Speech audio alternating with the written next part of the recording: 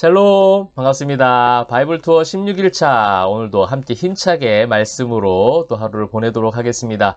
이번 한 주간 가운데서도 날마다 주신 하나님의 말씀으로 승리하는 저와 여러분이 되기를 소망합니다. 어느덧 이제 모세오경 마지막 우리 신명기 말씀을 오늘 읽도록 하겠습니다. 신명기 말씀 이제 모세오경의 마지막인데요.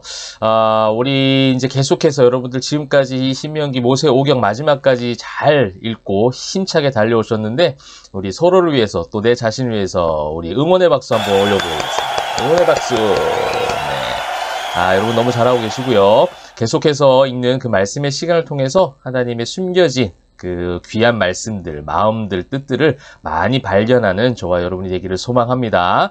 자, 이제 신명기 말씀을 보게 되는데, 이제 모세오경 제가 처음 시작할 때마다 같은 패턴으로 말씀을 드렸습니다. 이 제목이, 이 이름이 의미하는 것이 무엇인가?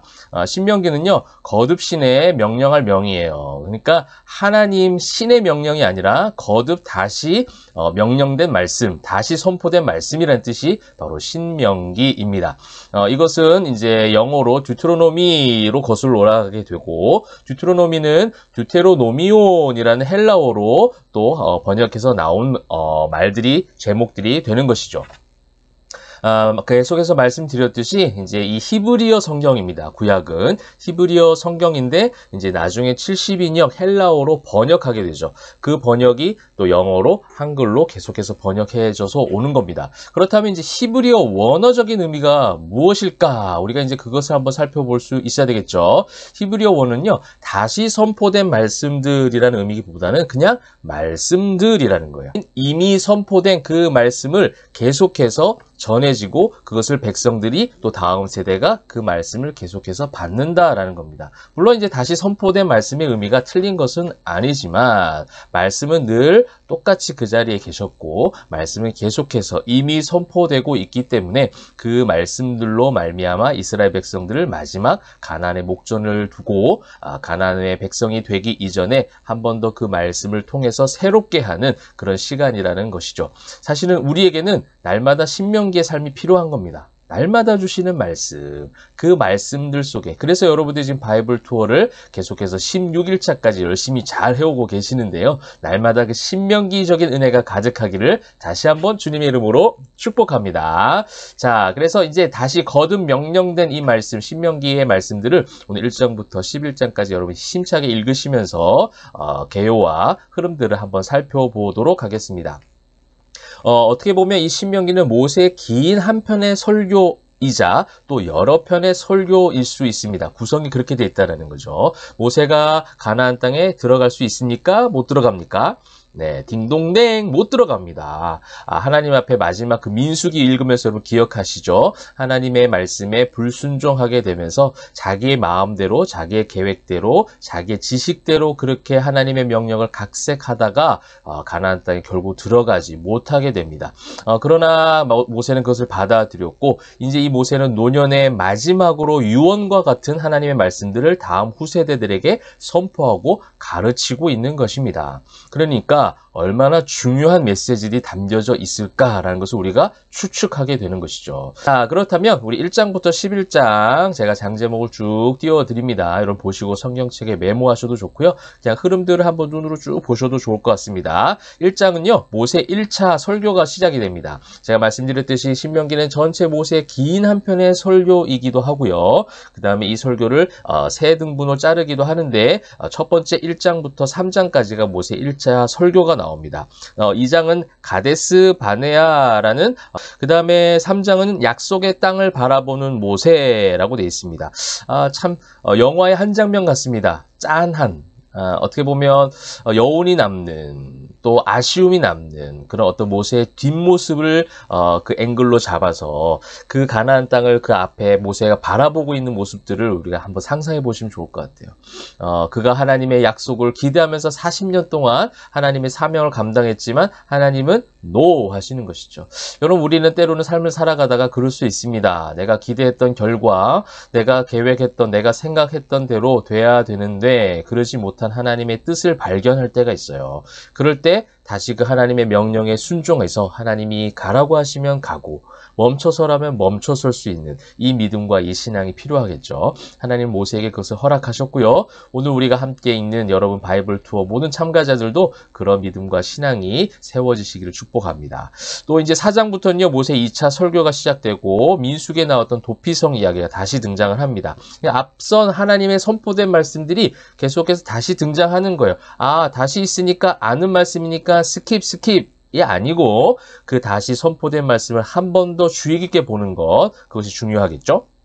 5장은 십계명, 레위기에도 나왔고 출애굽기에도 나왔던 십계명이 나옵니다. 6장은 쉐마는요 이스라엘아 들어라 이런 말씀이 되겠습니다. 40년의 광야 생활 동안 그들을 안전하게 지켰고 패역함과 완악함으로 깨어진 돌판이 있었지만 그럼에도 불구하고 그 돌판을 새롭게 주시기도 하셨고 그들을 인도하시는, 어떻게 인도하십니까? 하나님의 은혜로 인도하셨던 그 놀라우신 하나님의 은혜들을 들으라 라는 것이죠. 그래서 그 다음부터 7장에서 계속해서 그 은혜의 이야기, 하나님이 함께 하셨던 이야기, 인도하셨던 놀라운 섭리들을 계속해서 후세대들에게 가르쳐주고 전해주고 있죠. 7장의 가나안 정복 때 우상을 타파하라, 하나님만 섬기라는 거예요. 질투하시는 하나님, 광야에서 얼마나 그들이 하나님보다 다른 것을 섬기다가 큰 어려움을 당했는지를 기억해서 모세가 그 후세대들에게 전해주고 있는 거예요. 하나님만 섬기라. 이것이 가장 중요하다라는 거죠.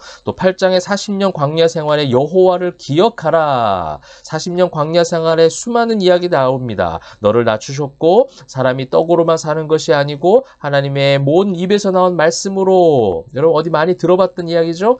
예수님께서 이 말씀을 인용하시기도 합니다. 그래서 그 수많은 광야 생활에서 함께 하셨던 역사들, 그 인도하심들을 기억하라.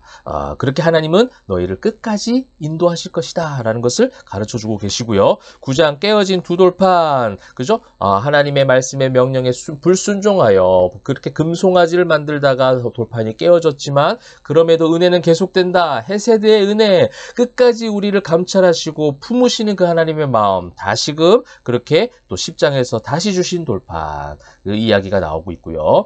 11장에는 이른 비 늦은 비, 하나님의 때에 맞게 하나님의 마음의 계획하심에 맞게 그들에게 필요에 따라 주셨다라는 거예요. 우린 이것을 신뢰할 필요가 있는 겁니다. 이른 비와 늦은 비의 은혜. 이른 비가 와야 되는 거 아니야? 늦은 비가 와야 되는 거 아니야? 근데 왜 오지 않지? 왜 우리가 그렇게 그토록 기도했는데 응답되지 않지? 라는 의문도 생길 수 있지만 이른 비와 늦은 비의 은혜는 맞춰서 적당하게 충분하게 필요할 때 하나님께서 공급해 주신다라는 믿음을 가지라는 것이죠. 자, 우리가 이제 11장까지 여러분 읽으시면서 그런 하나님의 놀라우신 은혜와 또 섭리들, 인도하심들을 신명기 그 이스라엘 광야 생활 가운데 주었던 그 은혜들을 나의 은혜다 생각하시고 읽으시면 좋을 것 같습니다. 여러분 이 선포된 말씀을 기억하며 준행하도록 하시고자 하는 하나님의 마음이 여기 담겨져 있어요. 제가 주제를 아까 말씀 안 드리고 넘어갔는데요. 오늘 주제는 뭐였냐면요. 약속을 기억하는 거예요. 그 약속을 기억하고 말씀을 준행하는 삶. 이것이 성도의 삶이라는 거예요. 그 기억된 그 말씀, 하나님의 약속, 그 성취하신 약속과 언약을 붙잡고 그 말씀 앞에 순종하게 되어지는 것이죠.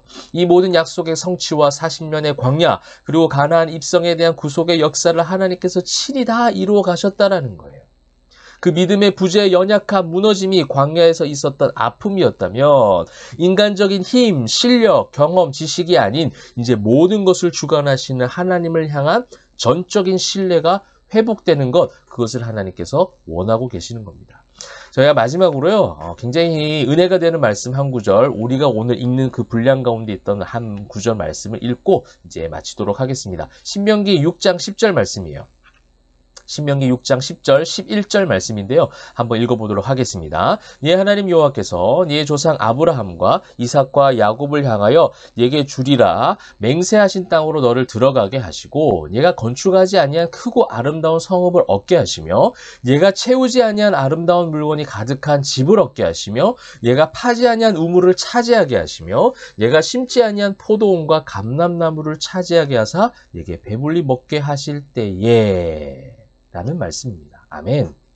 여러분 여기서 계속해서 거듭해서 나오는 표현이 무엇입니까? 얘가 하지 아니한 어떤 것을 하게 해주실 것이다 라는 하나님을 향한 전적인 신뢰 고백이 여기 담겨져 있는 거예요.